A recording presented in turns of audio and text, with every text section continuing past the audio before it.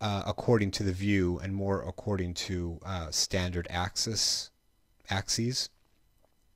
So by turning this off here, what we're doing is telling it to adhere more to standard axis. So if I just come in here now and throw this in, you can see now that it is maintaining the original, it's maintaining a standard orientation right now.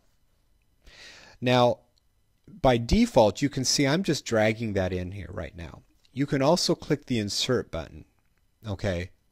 Now, let me show you what's going to happen here. Is if you just click insert, it's going to seem to be a little bit less predictable.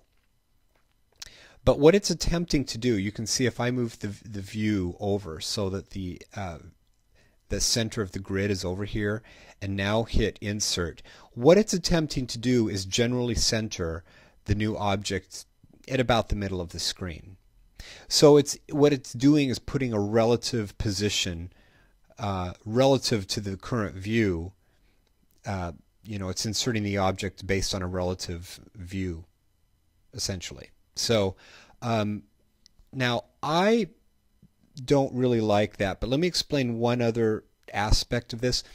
And I should say that there are situations where that is helpful. I mean, if you've got a very large scene, for instance, and you want to insert something into your scene at a particular location that your view just happens to be around, inserting an instance in that case is going to land the instance right in the middle of your particular view, and that's going to be really nice and handy for you to be able to grab it and move it in that relative local space. So there certainly are good things about this behavior, this new behavior in 5.5.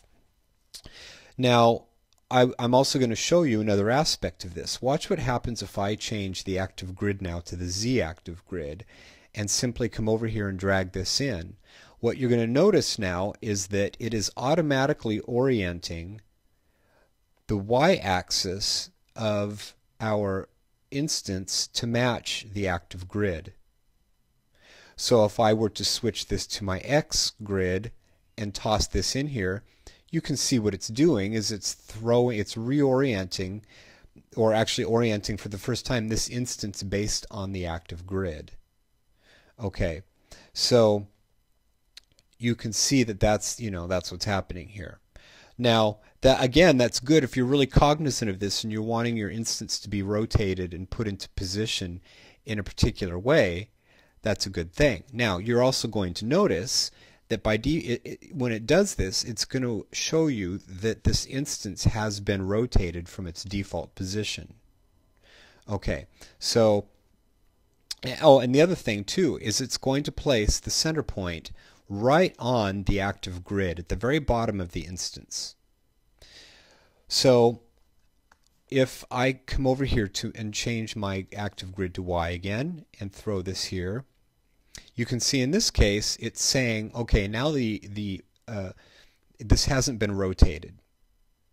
Now, and that happens to be because my original data right here is set up just like this. Okay, it's the z-axis is coming out the front here, y coming out the top like that. Okay, so now if I rotate this manually